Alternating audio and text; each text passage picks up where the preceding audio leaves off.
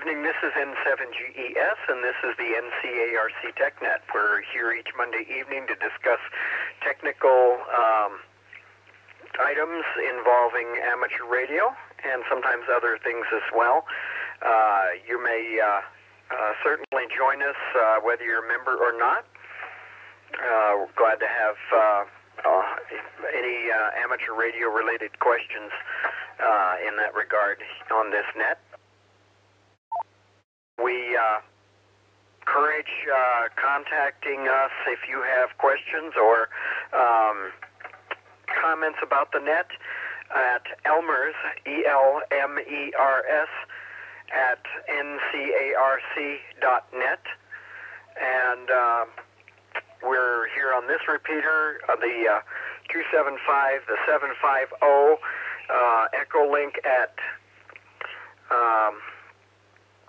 W0UPS-R, and our YouTube channel as well.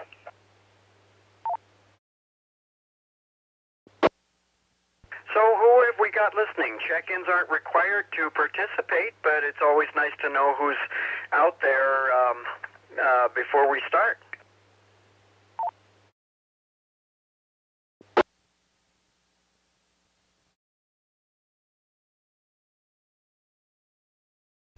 Any check-ins for this evening? 6 Echo Tango Echo KA6 ETE Jim in Loveland.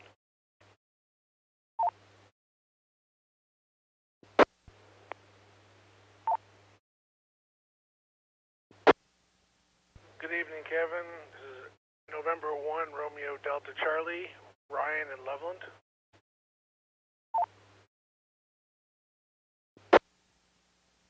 Good evening, Kevin. This is Kilo Delta Zero Uniform Sierra Bravo, Mike in North Fort Collins.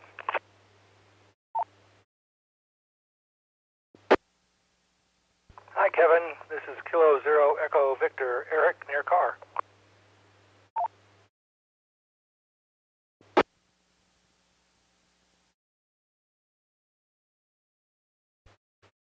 Good evening, Kevin. This is Alpha Echo Zero Golf Mike.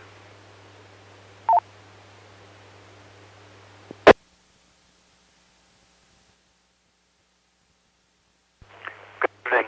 This is N0 FM November 0 Alpha Foxtrot Mike in Estes Park. Good evening.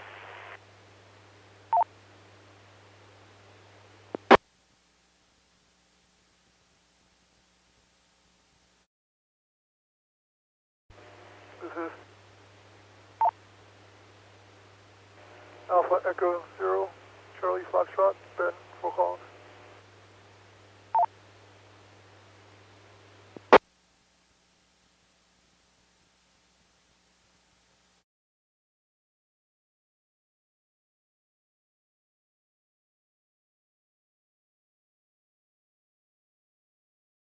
Okay, let's take a review here. AE0CF, N0AFM, AE0GM, K0EV, KD0USB, N1RDC, KA6ETE. Very good. Good evening to all of you. Anybody else this evening? This is Kilo Delta Zero Tango Yankee Uniform, Joe in Loveland.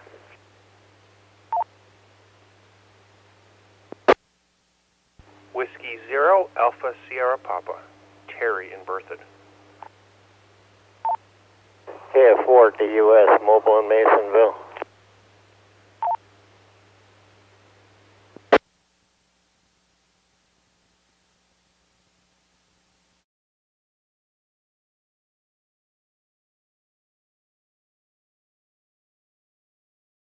Alrighty. Welcome to KF4DUS, W0ASP, and KD0TYU. Thank you very much. Anybody else?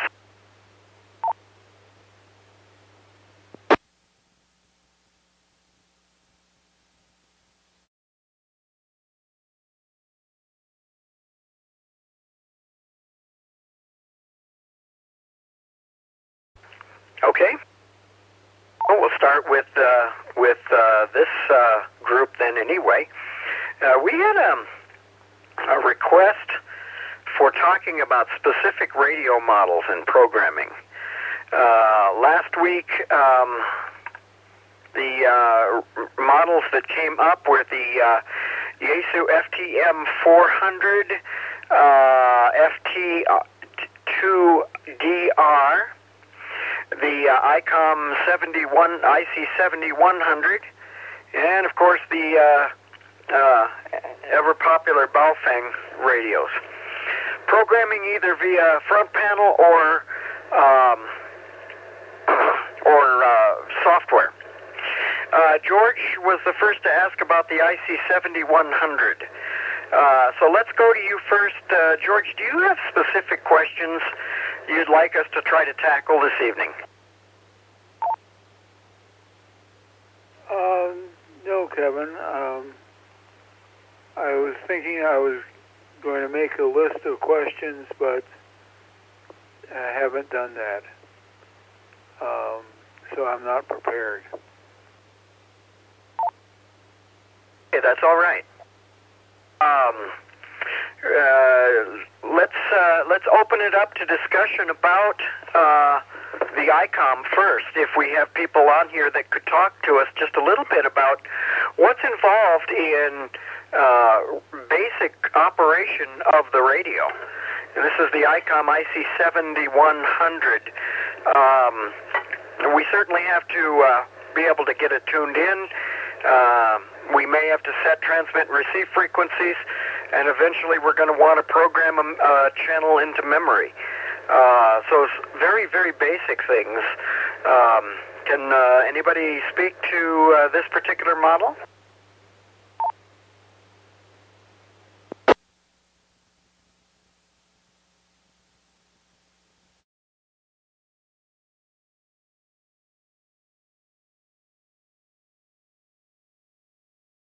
Okay. We have nothing at this point. We'll see if we get something a little later on there. Let's see. Last week we had somebody, and I'm looking at my notes here real quick. CBT is not with us, I don't believe, this evening. KE0CBT, Andrew, are you here?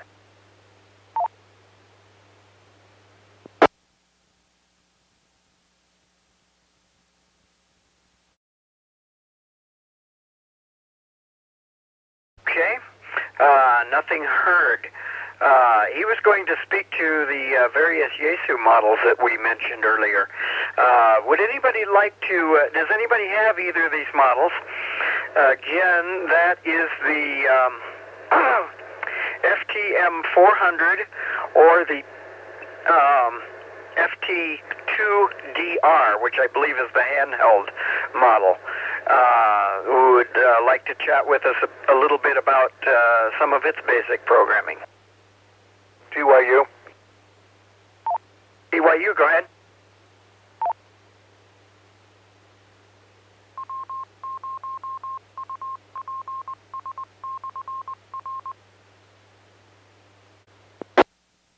Well, a couple of weeks ago, I think Marty and I got on and kind of started raving about the 400. I tell you what, I've got 3 or 4 Yaesus. I really do like Yaesu, and I know there's a lot of people that don't. But that 400 is just dynamite, and they've got a sale on it now too.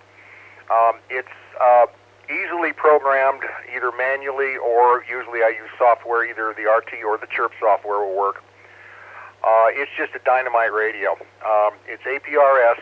It's got everything you need. GPS, split band. It will. We've never tried it, but I know it will do cross banding and the rest of that. It's just a dynamite radio.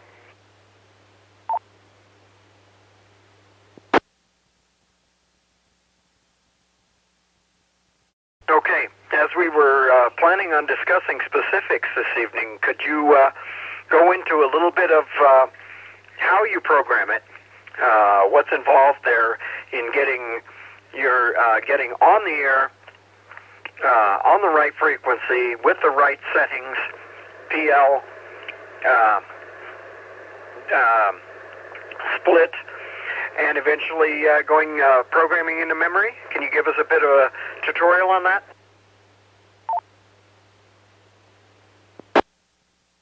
Well, I'm somewhat of a computer geek, so I really have never done it manually, although I understand it's fairly simple.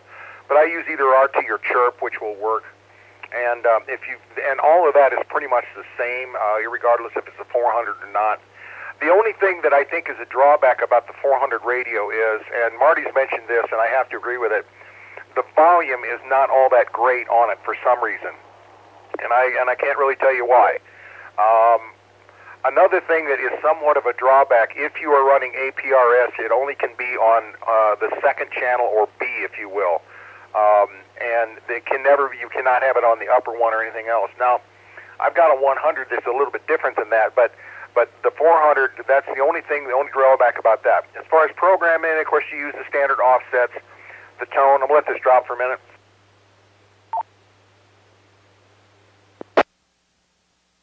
And it's just a real easy radio to work with. It tunes up really good. It has just about everything you'd ever want in a radio. Now, as far as actually programming it, like I say, I actually use RT systems, and I have used chirp on it out in the field to program it. You can do it manually from the front panel because it actually has got a touch screen. So if you want to, you just go into that mode and just touch the screen and make it work. But I've never set offsets or anything else, but I have done simplex with it that way.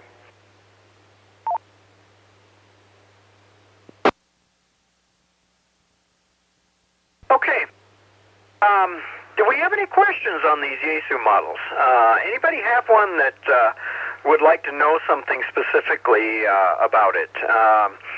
That's the FTM400 or the FT2DR. ETE. Good morning, or good evening, ETE.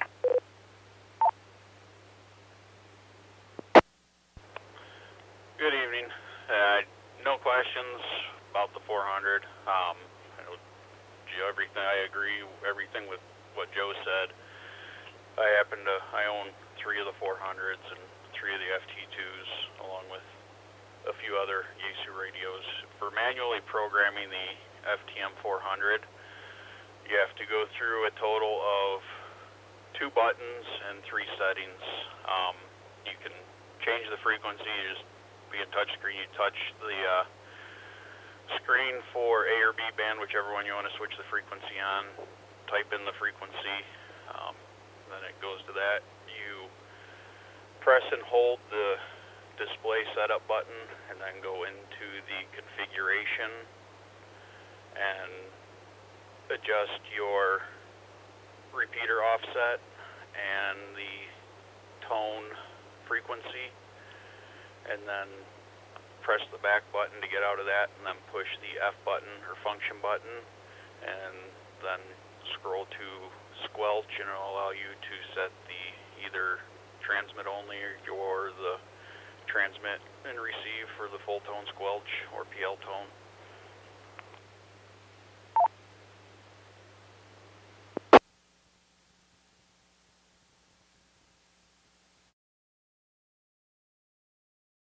Okay, thank you. Any questions on those 2 radios? This is the Yaesu newer models here.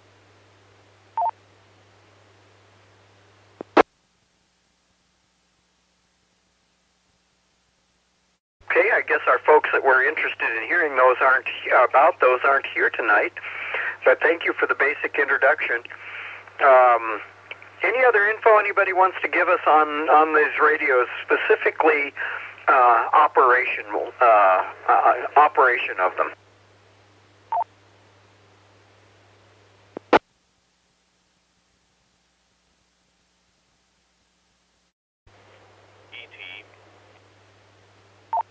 ETE, go ahead.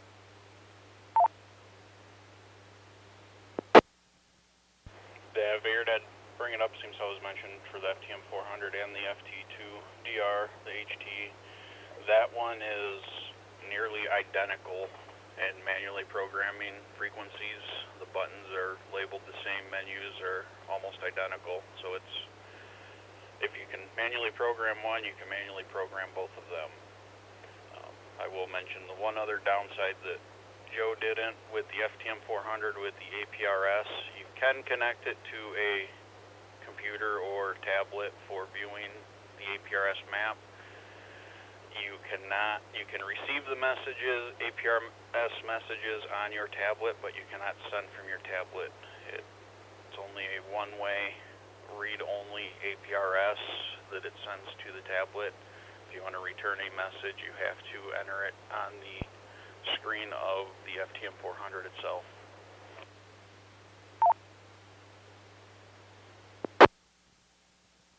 TYU? Okay, that's good info. TYU, I think? Yes, I agree with him 100%. There are two other drawbacks as far as I'm concerned. One of them wasn't, the other one was. This is a separate screen than radio. It's a split. There's no way you can hook it to the radio and tie it to something. And I know that I've seen a lot of YouTube videos where people have made things work, and I've done the same thing. There's a little bracket that comes with it that actually holds the head. And what I did is I actually mounted that on something. But it doesn't. But then the radio goes someplace else. That's one thing that's bad with it. And I didn't have a problem with it, but a lot of people like to connect the thing with it, and it's actually two pieces.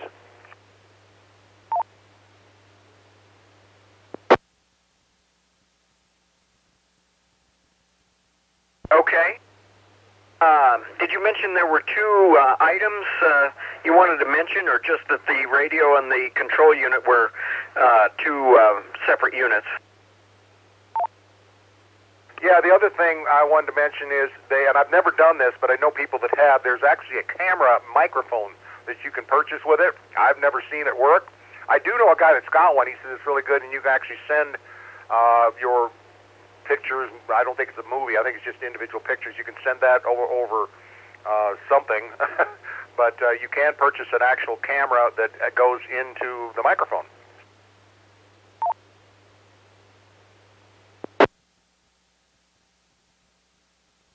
Wow, okay. That's very interesting.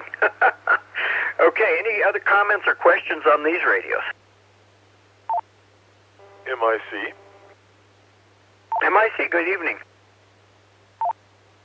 Hi, Kevin. W2MIC, Mark in Loveland. I only heard a little bit of the earlier part of the net. I do have a 7100. I do have the RT system software for it. I have not hooked up the RT system software and programmed the radio from the software. I've primarily programmed in repeaters from the front panel, an exercise that takes about 10 seconds. And I've primarily used the radio on HF, so I'm not an expert on programming the radio yet, but I can try to talk about features and use model.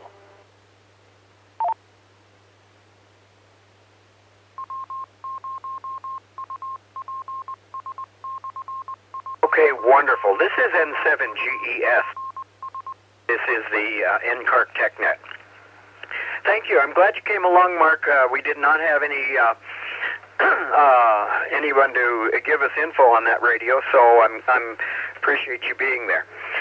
Let me first just check to see if there's any more questions on the Yaesu models we talked about.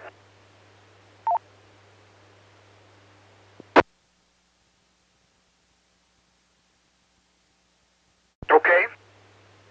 I guess for more advanced information, check out Google, YouTube, and the manual, and if you have more questions, come back here, and we at least know we have a couple of users of those radios. So that's good. Thank you very much, folks. I appreciate it.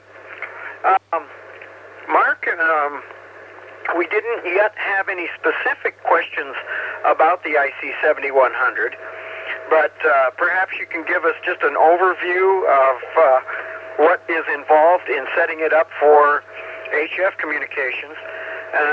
Have you not used it at all on UHF, did you say, or just not extensively?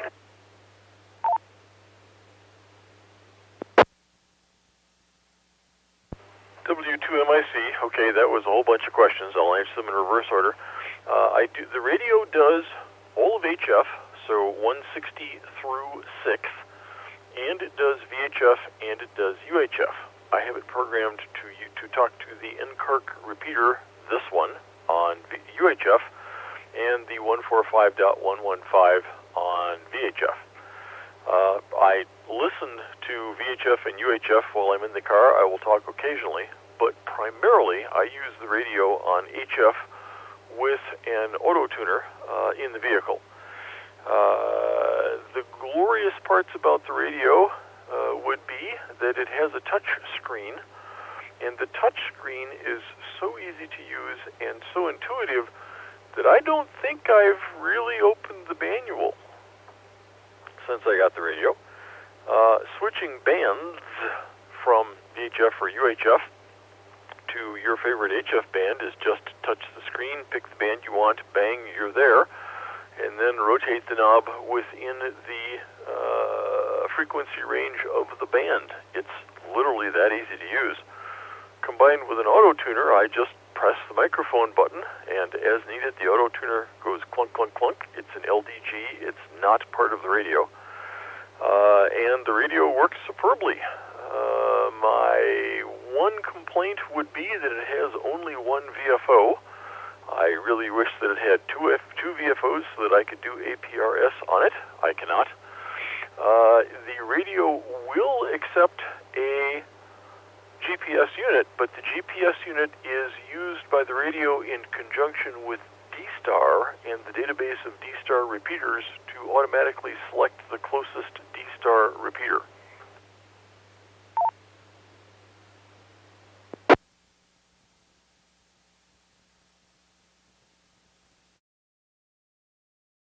Okay. Well, thank you for that basic info there, too. Appreciate that. Any questions on the 7100 now that we've been chatting about it for a little bit? TYU? TYU? Hey, Mark, I'm really curious. I have never, well, I guess I have, and never used RT software for a multi-band radio like that. Can you program, and I don't know why you would, HF stations on that?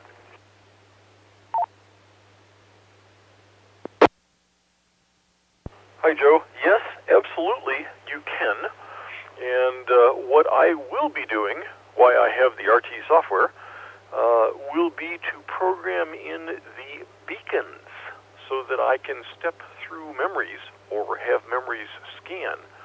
And those beacons, the HF beacons that I can hear, I will then say, aha, we are open to that beacon. And now I know which bands are open and which ones are not. So yes, indeed, there is a great use for programming software with the HF portions of the 7100, or any other HF radio, for that matter, that has memories. Yes. N0WIQ. WIQ, good evening. Well, good evening, people. I also have an IC7100, and I got it primarily because it would do D-Star. And I use Raspberry Pi and an additional thing on it so I can have local repeaters in my house. So, I mean, it's just one of those things. I haven't tried to use a D-Star repeater, though, beyond the Raspberry Pi and DV Mega boards. But anyway, I used RT Systems software to set up my IC7100 the way I wanted it. So, what can I say about that? Back to net.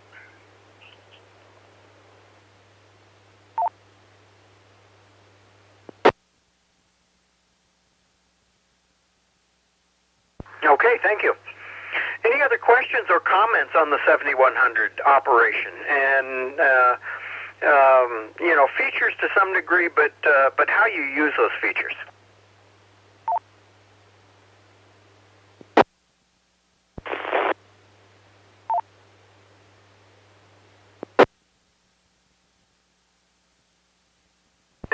was a station there, but we only got noise.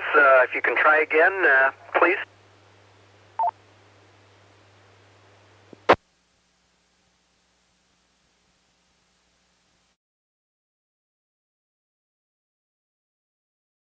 Okay.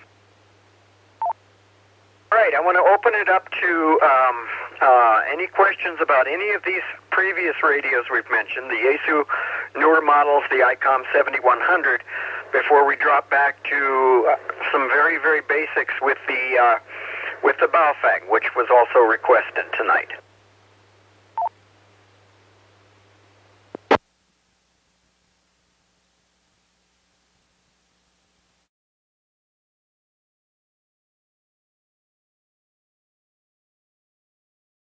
I hope the lack of curiosity does not indicate the interest, and I'm sure that it does not. We just don't have happen to have enough users at this point that have questions, I guess. So, again, don't hesitate to bring any of those questions you get in future back here, and we'll do our best to make sure that somebody is available to answer them if we can. Okay, we did have at least one person mention last week to give some refreshers on the Baofeng. So we're not looking for what does the radio do, what are its advantages and disadvantages, but how do you program the darn thing? We all know that with Chirp and RT systems, it's fairly straightforward, and from one radio to another, it's fairly straightforward. What questions does anybody have on the Baofeng, especially the UV5R?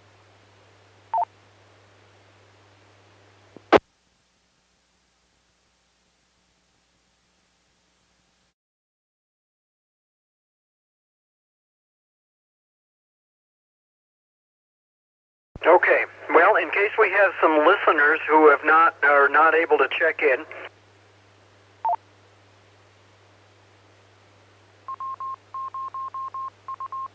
guess I will talk for just a minute on the UV5R. Just some basic things to know if you're in the field doing it by the keypad. Of course, you must be in VFO mode to program, and you must to program it. And if you're planning on storing a channel to memory, you must be on the AVFO, the top VFO. So those are two things to make sure of right from the very beginning.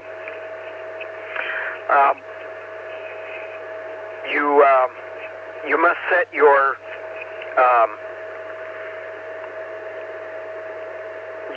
receive frequency by entering it in 6 digits. Enter your offset in 5 digits, I believe, and that may have changed with the newer radio, but that's something that I think is fairly easy to see once you're doing it. That's the offset amount, and then you still must set the offset direction. And your tone is set in under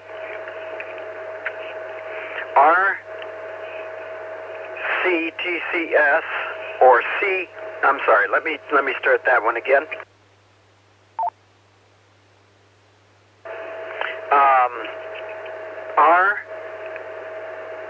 RCTCSS or TCTCSS for receive and transmit. So if you just want to get into a repeater and you want to set 100 hertz tone, you look for TCSS and set that. If you want to make sure that you have tone squelch, then you set the RCTCSS as well. Otherwise, leave it at none or 0. Program into a memory. As I said, you must be on the AVFO when you do all the programming. You must set the receive and transmit frequencies separately. So the very first thing you do is set up your receive channel, go into memory save mode, under the menus and save it under a channel. Then either press the reverse key, which I believe is it the pound or the number key, and you can do that. Will display your transmit frequency, and then you can resave it to memory. Or you can set the transmit frequency manually, making sure your offset and or making sure your tone is set properly, and resave the channel. If you goof up and you inadvertently save the wrong frequency in the second setting, you have to delete the channel and start over. All right, that's a very rough description.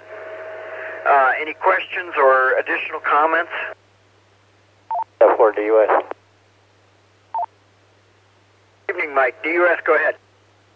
I can't remember how to do this, and I'm driving now, so I can't pull the radio out of the glove box. But the issue of the alarm, I know it could be turned off, and I can't remember which menu item it was to turn the alarm off, because it's not a good way to make friends if you keep setting it off. N0 WIQ. Standby minute, WIQ. Yeah, all of them come with a menu setting called Roger Beep, which nobody really likes, and so on amateur repeaters, you really want to turn that off. So if you press menu and you dial through the menu items, you'll see Roger Beep or R Beep, and just set that item off. And that will make listening to your transmissions a lot more satisfactory. WIQ?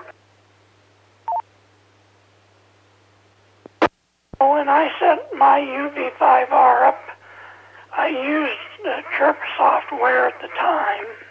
I don't know if Chirp will still work on that radio. But anyway, you could set everything up by computer that way.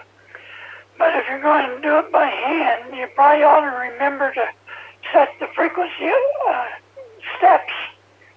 Set the frequency steps to something less than what they have pre-programmed in it, because it's like the 145115. That's a 5 kilohertz offset. And you can't do it unless you set the frequency step down to 5 kilohertz before you can do that. So I just thought I'd mention that. US again. That's a really, really good comment. DUS, yes, I'll get to you. That's a good comment, because if you try to enter a frequency and the step is set wrong, it won't always let you go there. So that's a very, very good point to keep in mind. DUS. I can't afford DUS again. The Roger Beep is certainly one thing I hadn't thought of, but the alarm was my question, and I can't remember how I did it. There is a menu item that shuts the alarm off, so you don't inadvertently press that button on the side there that sets it off, and I just can't remember how to do it. Yeah. Okay, and yes, I'm sorry, Mike, I did miss that point. Roger Beep is just a little blip. The alarm mode is something that can be set to transmit or not. It transmits an obnoxious siren noise. Essentially, it's not encouraged to be used.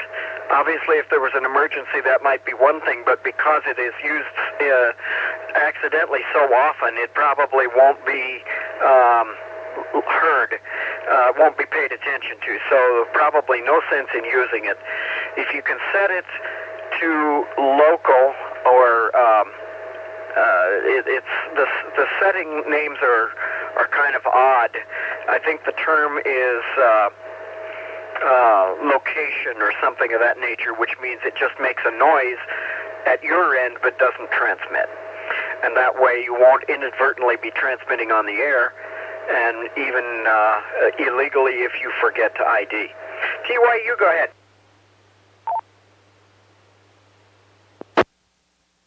Who, me? Oh, maybe not. Somebody else wanted in there right after Mike was done, and I missed them. So who was it that wanted in? CF. CF, go ahead. I actually ended up getting a UV82 recently, and just to answer a question about the alarm mode, I think all of them should be about the same, but menu option looks like 32, which shows up as AL-MOD. That's the option you want to change. The setting is there's a site, local, and code.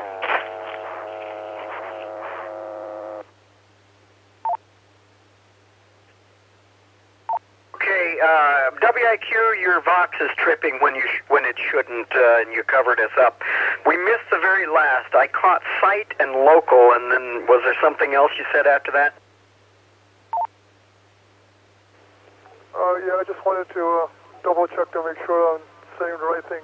It's AL mod, that's the option, menu 32.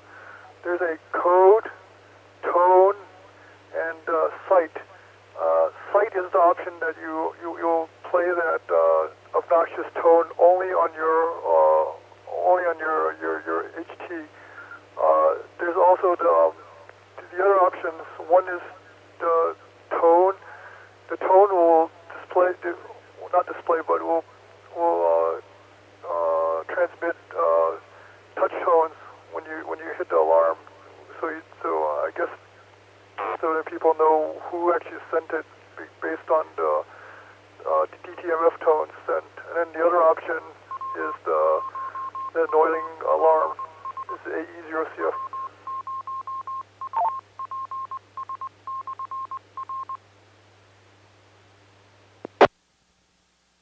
Yeah, thank you very much. There are books available that help a little bit with non-confusing the UV5R that are a little better written. You can Google expanded manual or something of that nature. I can't remember what they're called, but they do help explain those settings just a little bit better as well. Thank you for that info, Ben. Appreciate it. Any questions on programming the Baofeng? TYU. On your last comment, Kevin. Okay, we had two. Just a second. TYU? Yeah, I have a question about the prolific chip that's in there. Used to be back in the day that you had to actually downgrade your driver in order to make it work with the the $2 one, so you had to go to the $20 one and things like that. In other words, cable, programming cable.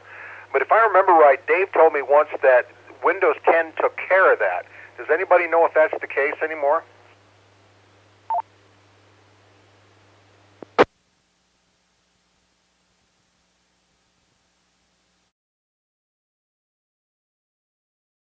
Anybody know if the cable compatibility is still a problem in Windows 10? If you bought a real authentic cable, that's not a problem, but sometimes with the cheaper cables, you still had a problem. You have a problem with the driver for that particular chip in the cable. Does anybody know if Windows 10 took care of that issue or if it's still an issue?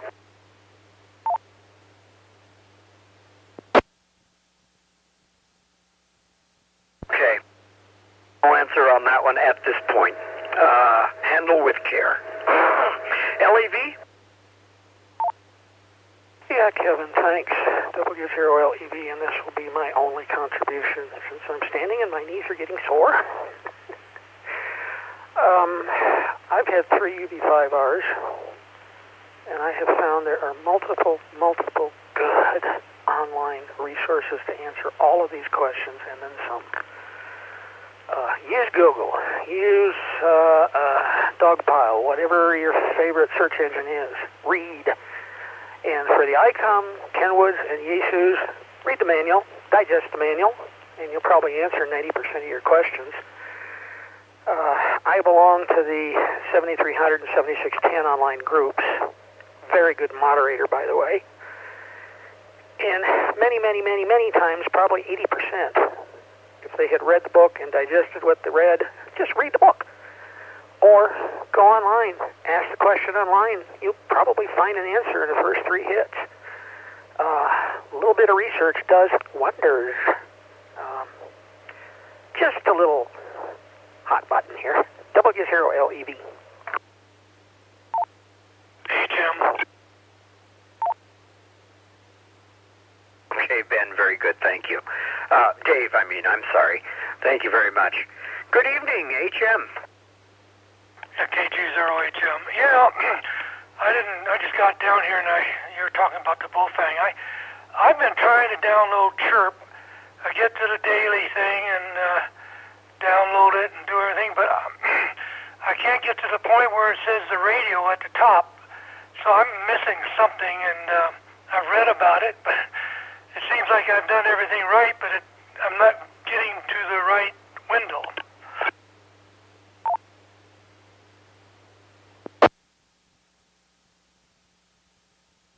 Okay, so describe one more time a bit more where it is you're having trouble. Is it downloading the Chirp software or getting the software installed? I didn't quite understand what you were talking about there. I've downloaded the software. I think I've done it, the daily whatever things, and then I try to get the software to work, and I get to where it says connections, I think, and I click on that, and I've unzipped it, of course, and I understand there's supposed to be a tab at the top that says radio, but I never can find that, so I'm not sure I've got the right software or what.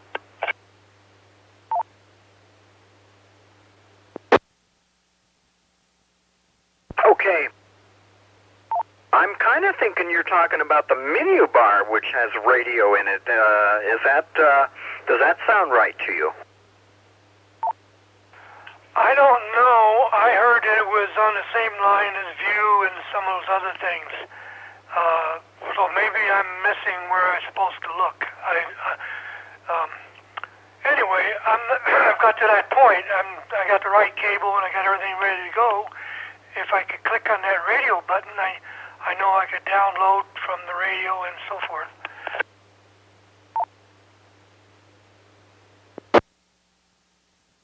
Okay, yes, I think you're right, and that's the menu bar, file edit view, radio maybe. Can somebody confirm that for me? WIQ about Chirp. Okay, we had a double WIQ. Well, I just loaded up my Chirp program, and there seems to be a new version coming out. But anyway, the Chirp menu on the top row, there is about the second thing in from the left. There is a radio button. They'll bring down a menu to let you choose which radio and all that kind of stuff. And you can download from radio. You can save the radio settings that you receive, and then you can use that file to program another radio. So, hey, that's Chirp as far as I know. Okay, thank you. Well, KG0HM, I'm just not getting to the right point, I guess. Am I doing it right when I download the daily, whatever they call it, 2018, something 2004, 1204, I think it is. But anyway, I download that, and then I extract it, and then it comes up, and sometimes I see resources or whatever, and it's anyway, I click on the I did Windows installer, and then I click up on an app file or a zip file. I'm not sure which, but anyway, I'm just not getting to the right point. I guess the 1, 2, 3 step to get to the right point is where I need to find, and I haven't found something very clear on the web. TYU. Yeah, TYU, go ahead.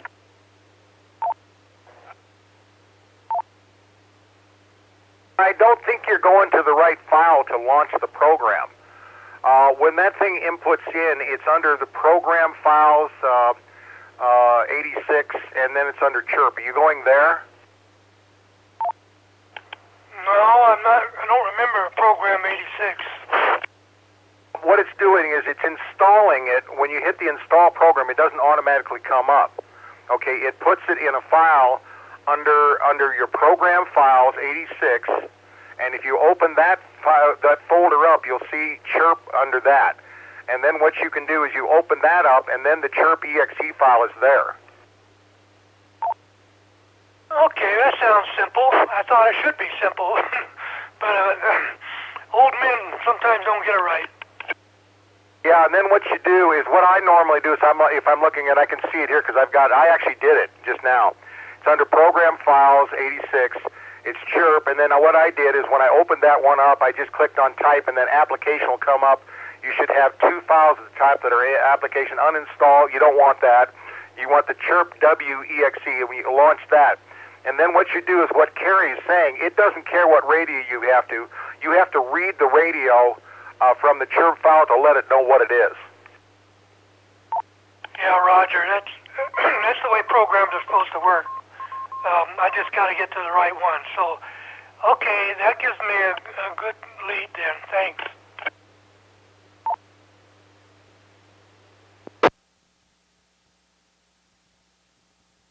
Microsoft Windows strikes again. It's not Windows, it's just a computer.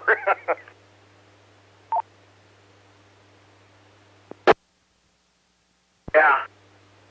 Okay, thank you for the good info there. And yes, I was just realizing that maybe that was a problem of actually getting the program open in general.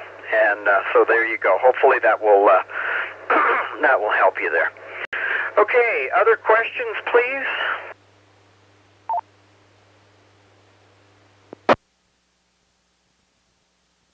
W0ASP. Evening again, Terry. ASP, go ahead.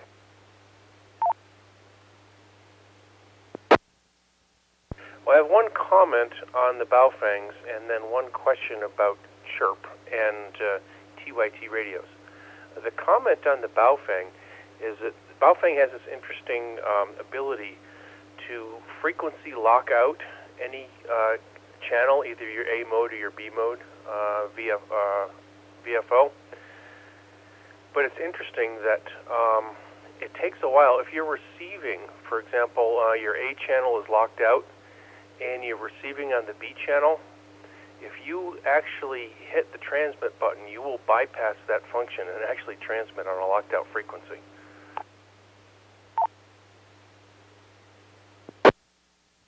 Okay, let me just clarify.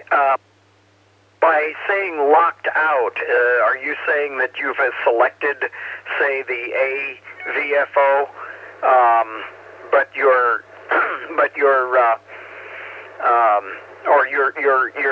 on the B VFO, but you're receiving on the A VFO because it's received a signal there? Is that what you're talking about?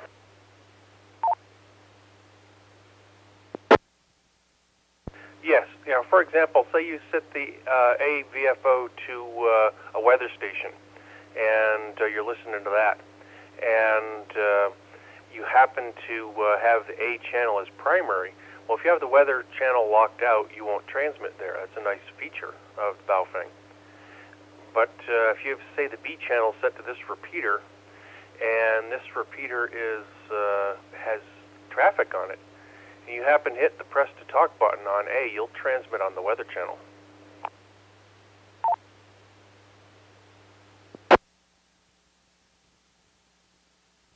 Okay, yeah, I got you. There are a couple of different ways to deal with that. There is a menu option, which will give you the choice of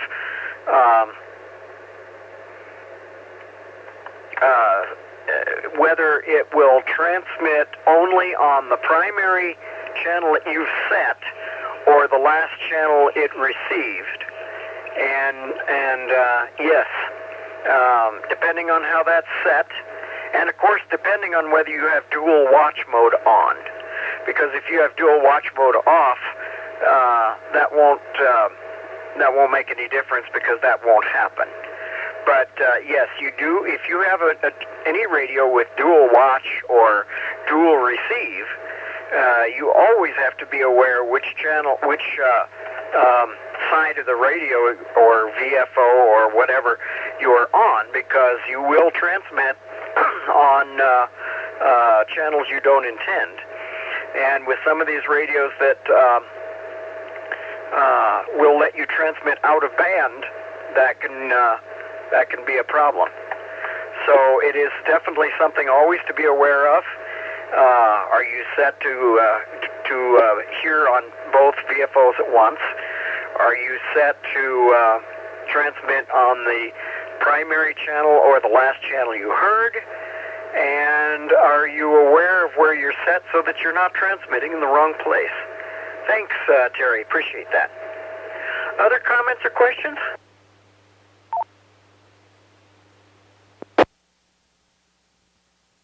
W0ASP again. I had another question. Yes, you did. Sorry. Go ahead.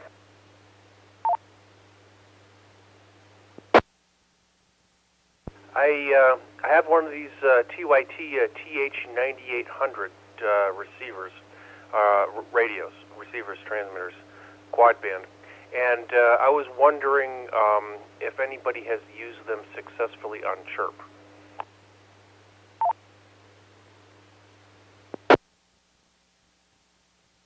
Okay. Anybody have an answer to that? The Yaesu or TYT, I guess either one, TH9800. Can you use chirp on those?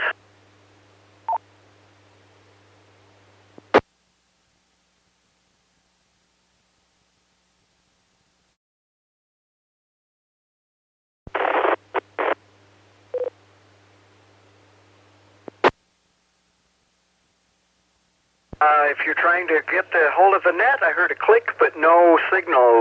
Was too weak to hold the repeater. Can you try again?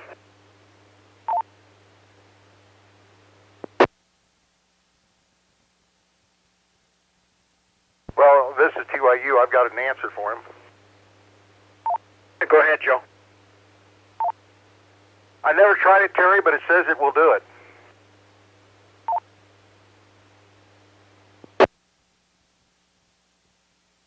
Okay, thanks, Joe. Yeah, my main unit had its transmitter fail, and I want to move the programming over to a backup unit. KG0HM.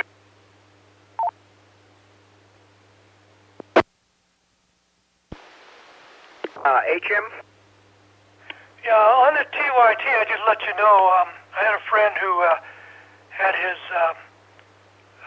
TYT stopped transmitting, and he sent it back to TYT in China, and he got it back fixed.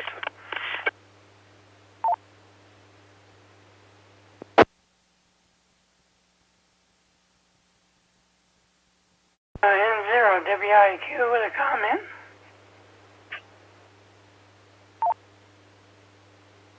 Okay, WIQ. It doesn't really matter what software package or what radio, but if you don't have the proper cable to talk to the radio with by your computer, you need to get the correct cable. And I mean, I tried for a week trying to get my computer to talk to my UV5R, and I finally got the correct cable, and boom, it worked again. So just don't be too discouraged with what you start out with, because, hey, there's a grundle of things out there that won't work, and there are things that will work.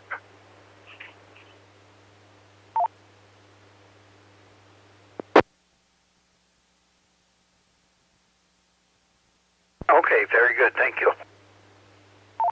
This is N7GES, and this is the NCARC TechNet. Okay, I guess we'll open up to any other specific radio questions here this evening. Any model, any kind of programming issues, any questions in any of those areas?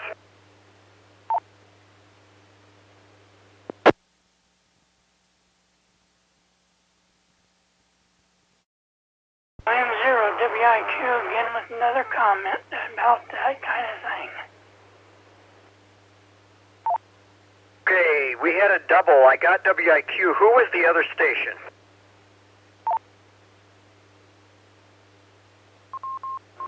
This is AE0CF. Just had a quick comment about breaking my UV82. Okay, Ben, yeah, let's go ahead. Yeah, just about the comments about, I have the UV82 from Baofeng, and I managed to break the programming connector on my radio. I was able to fix it eventually, but I just wanted to share my experiences with how crappy the connector was. This is AE0CF.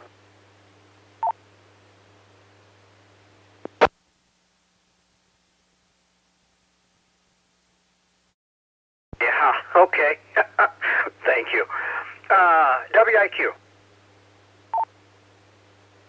I've gone to using RT system software because it has worked with all the radios I have. And they also have a cable to program the radio with. And it turns out my IC706 will use the same cable as the IC7100 or anything else. So they don't have the software for the IC706. So it's just one of those things. I did find a copy of Ham Radio Deluxe, a temporary copy anyway, and it would work with the IC706, but hey, what can I say? Our issues are just issues that abound around this sort of situation, so I'll just turn it back to Ned.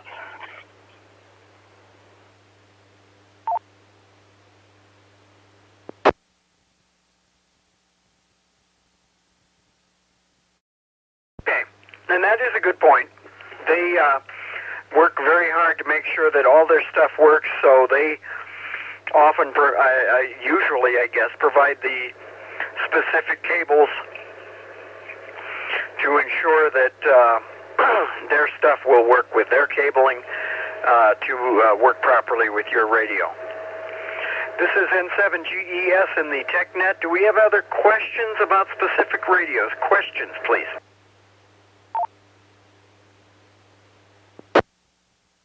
Kevin, this is TYU with a comment. Okay, TYU. Yeah, well, one thing that we haven't defined, and I hope people aren't confused with this, is when we're dealing with strictly analog radios right now.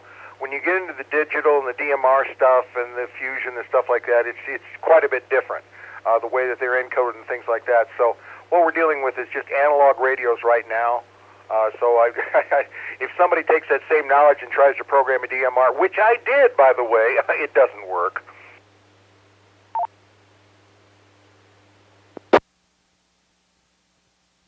You tried to run your DMR through RT systems? No, I manually did it. I was looking for squelch tails, and I was looking for some offsets that are there, and then tone that isn't there. And I tell you what, I had a little get-together with James yesterday, and then an hour later I got a lot smarter. Oh, Joe. All right, yes. And we did talk about that a little bit last week. We're going to talk about digital radios in some separate sessions and try to cover some of those issues more in depth. But yes, this is really analog specific at this point in time. Any other questions, please?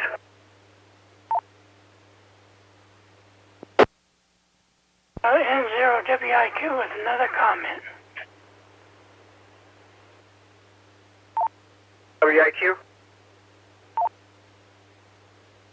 Well, my experience with RT system software, no matter how complex the radio I hook it up to, they make a memory map for the radio, and so they know how to put things in the radio memory so that you don't have to.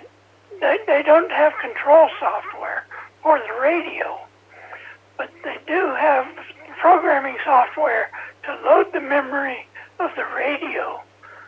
And so that's basically my comment. It was RT Systems for the 7100. Since it does D-Star, there's the D-Star menus that you can program, and there are regular memories for the HF and PHF and UHF and all that kind of stuff. And I'm fine with that. It's just memory programming is all they do.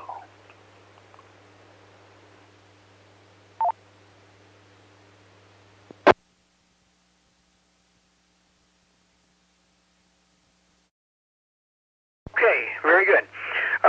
Let me just summarize and see if we have any other questions. We've talked tonight about the Yaesu FTM400, the Yaesu FT2DR, the ICOM 7100, and the Baofeng UV5R and others. Any questions on any of those radios before we open up for final general purpose questions?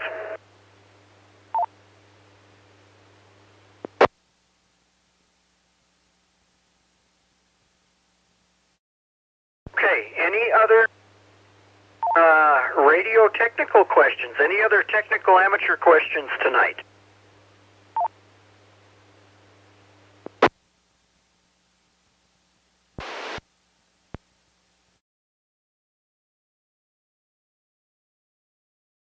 CF with a silly question. Okay, CF, go ahead. How bad is my audio quality tonight?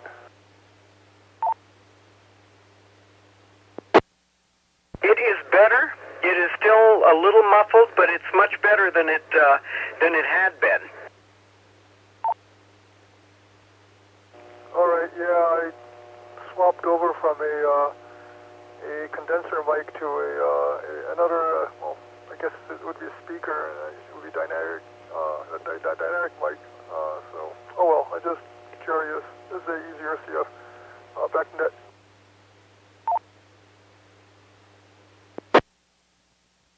Okay, very good. I have a slight bit of hum from somewhere, but it's not real strong, and your audio is definitely coming over the top of it.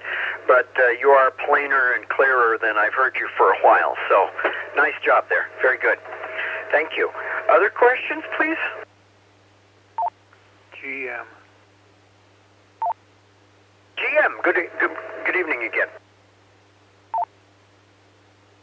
Yes, I was thinking about getting a crimping tool for Anderson power poles, and I wondered if anybody had any recommendations. And along the same lines, does anybody have strong feelings about crimping coax connectors versus soldering?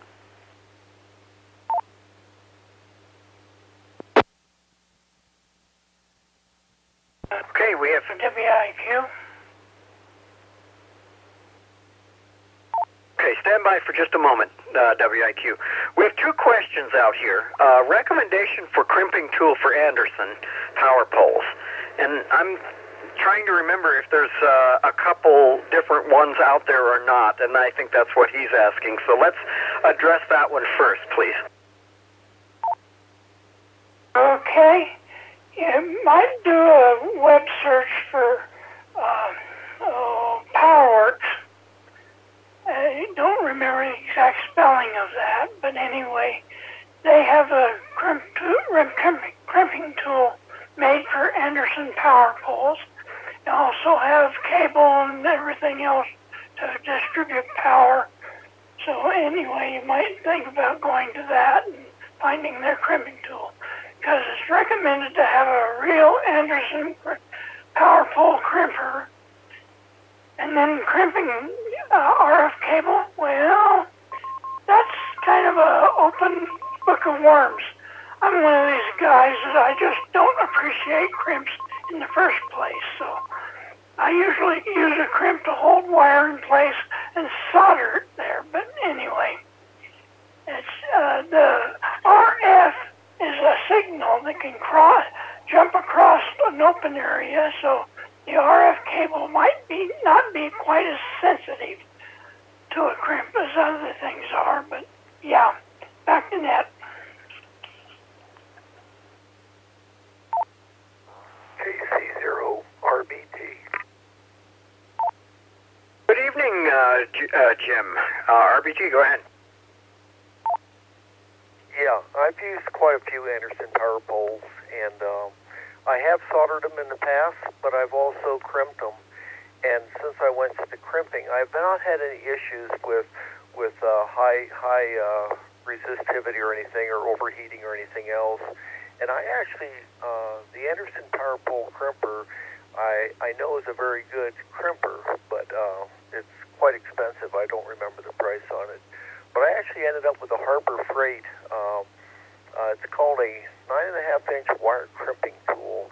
And it's $6.99, and it's done a good job. I have not had any issues with overheating or poor connections.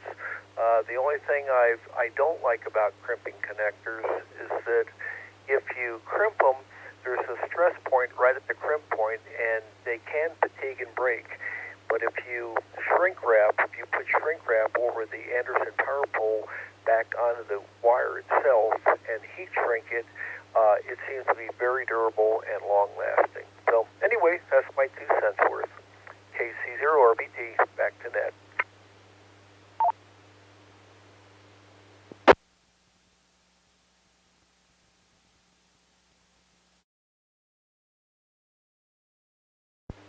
Okay, Jim, what was the crimping tool called, the Harbor Freight one? The Harbor Freight one is, I just pulled it up on Harbor Freight. It's a 9.5-inch wire crimping tool, and it's $6.99. It's called a 9.5-inch wire crimping tool. There's different ones, but that one's actually worked quite well, and it seemed to work quite well. The barrel of the Anderson power pole fits quite nicely in it. So anyway, just my thoughts. KCRBT.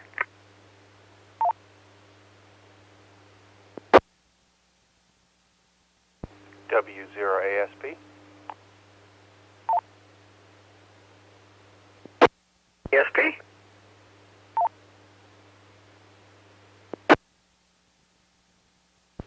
I have a nice little crimp kit that I got from a company called Quicksilver Radio. I think it's in New Jersey. It comes with a crimp tool that has multiple replaceable dies. You just have to pull out a screw. And it has crimps for the Anderson 45, 75, 35, and 15, different size crimp tools. It also comes with different crimp dies that will crimp RG58 and 213, and a few other sizes in between. There's a 213, a 232, I forget what the 213 or RG8 size is. But And it also comes with a cable cutting tool and cable stripping tools. And I'm pretty sure I paid well over $100, $150 for this, but it's a pretty good quality kit. I've used it several times, and I am a fan of crimp connectors, although I never use PL239s, so I only use N-type connectors and SMA and BNC connectors. W0ASP, back to net.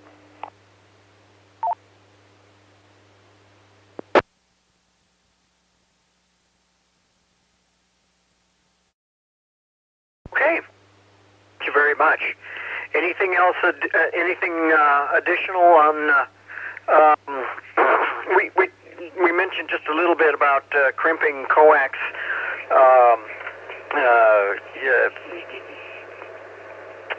RF coax connectors. Any other comments on that one?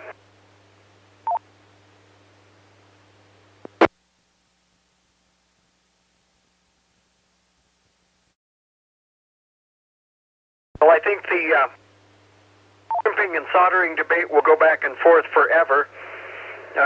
There's good points both ways, but you do have to know what the difficulties and are with each one, and work with those carefully, and ultimately do what you're comfortable with there. But anyway, so there's some basics there. Other questions before we close?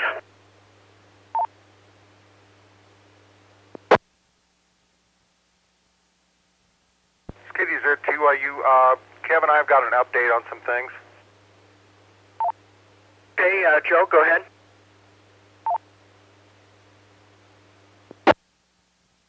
First of all, y'all come to Havenfest this weekend, but that's not my update. Last night I was over James's house, and we do have the new repeater. It is in. It's all programmed, ready to go, so it should be coming up pretty much any day now. We will do this whenever James gets time to put it up. We do have the new repeater. The second thing is the 220. We still have a problem with it. We did some tests yesterday afternoon, and it's got a problem. And James has kind of got it located. So I do apologize for all you 220 guys that want to get out there and talk.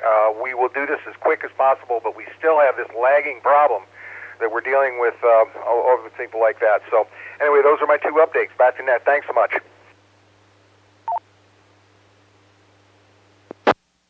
Hey, Joe, and what is the new repeater you first mentioned? Oh, I guess, yeah, I thought everybody knew about this because we took it to the... We actually have a new Motorola repeater that's going to replace this one here on the 275. Okay. No, I wasn't at the board. I wasn't at the monthly meeting, so missed that. Thank you. Okay. Anything else before we close?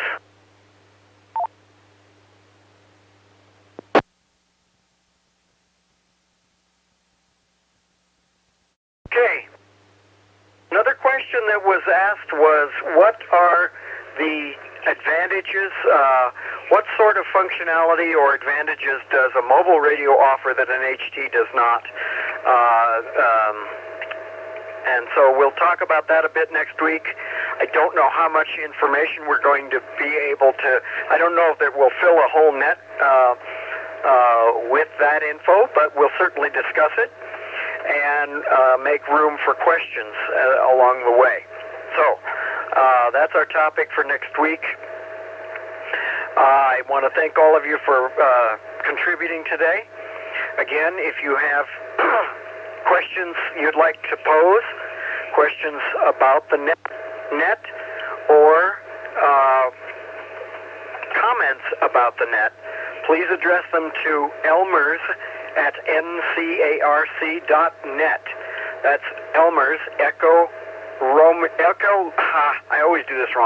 Lima, Mike, Echo Romeo Sierra, Elmers@ncarc.net. Thank you very much. This is N7GES, closing the TechNet and returning the repeater to normal use. 73s, and good evening.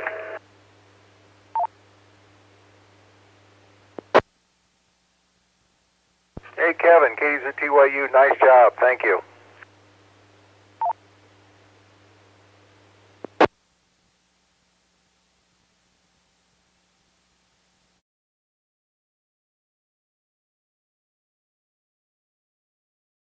Yeah, I'll second that and look forward to the one on digital communications up here on VHF UHF. K0EV.